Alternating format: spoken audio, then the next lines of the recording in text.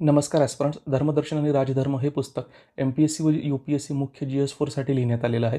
यामध्ये नीतिशास्त्र, सचोटी आणि अभियोग्यतेचा संपूर्ण सिलेबस कव्हर करण्यात आलेला आहे. या पुस्तकाच्या शॉर्ट ओव्हरव्ह्यू सीरीजमध्ये मी लेखक भूषण गोडके तुमचं स्वागत करतो. मित्रांनो, आपण एथिक्सचं गायडन्स तर विद्यार्थ्यांना प्रोव्हाइड करतो, त्याचबरोबर हिस्ट्री ऑप्शनल सब्जेक्ट आहे.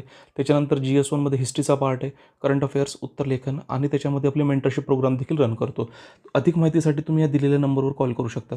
आतापर्यंत मित्रांनो, या पुस्तकामधले आपले 6 युनिट्सचा काय केलं आहे आपण तो ओव्हरव्ह्यू घेतलेला आहे.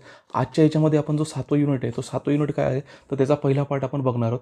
सुरुवातीला आपण जर बघितलं तर सार्वजनिक किंवा लोकसेवेची जी संकल्पना आहे ती with the help of example तुम्हाला एक्सप्लेन करून सांगितलेलं आहे. त्याच्यानंतर नागरी सेवकांची जी भूमिका आहे ती कशा पद्धतीने बदलत आहे आणि त्यांच्याकडनं काय अपेक्षित आहे ते देखील भाग आपण डिस्कस केलेला आहे. त्याच्यानंतर प्रशासनामधला जो तत्त्वज्ञानात्मक त्याचा आधार आहे तो काय, मग गव्हर्नन्स एक्सप्लेन करून सांगितले.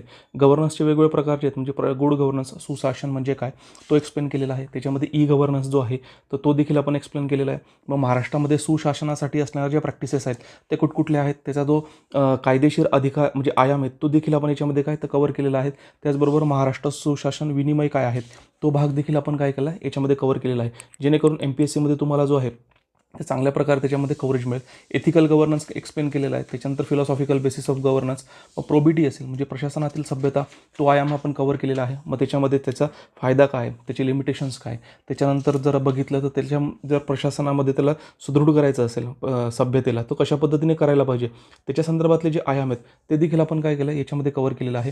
त्याच्यानंतर प्रशासनामध्ये सभ्यतेचा जो तात्विक आधार आहे तो देखील आपण याच्यामध्ये एक्सप्लेन केलेला आहे. त्याचबरोबर मग माहितीची देवाणघेवाण आणि सरकारमधील जी पारदर्शकता, ट्रान्सपरन्सी, ते पारदर्शकता म्हणजे काय त्याच्यामध्ये with the help of example आपण काय केलं ते एक्सप्लेन केलं आहे. माहितीची देवाणघेवाण आहे ती पण आपण एक्सप्लेन केलेलं आहे. त्याचा जो पुढचा पार्ट आहे माहितीचा अधिकार, माहितीचा अधिकार 2005 हा डिटेलमध्ये एक्सप्लेन केलेला आहे.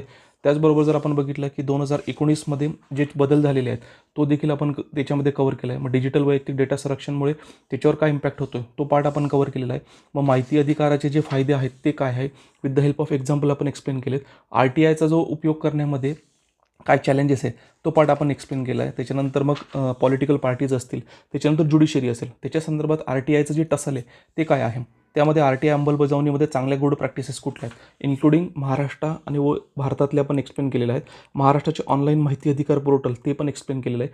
त्याच्याचबरोबर RTIचा सुधार करण्यासाठी पुढील वाटचाल काय असली पाहिजे तो भाग देखील आपण काय केला आहे तर याच्यामध्ये कव्हर केलेला आहे. मित्रांनो, ही पुस्तक तुम्हाला परचेस करायची असल्यास त्याची परचेस लिंक जी आहे ती कमेंट बॉक्समध्ये दिलेली आहे. तुम्ही आपले यूट्यूब चॅनल जर सबस्क्राईब केलं नसेल तर कृपया सबस्क्राईब करा. आणि नेक्स्ट व्हिडिओमध्ये जो आहे तर आपण नेक्स्ट याचा जो पार्ट आहे 7 युनिटचा तो आपण बघूया. तुर्तास धन्यवाद.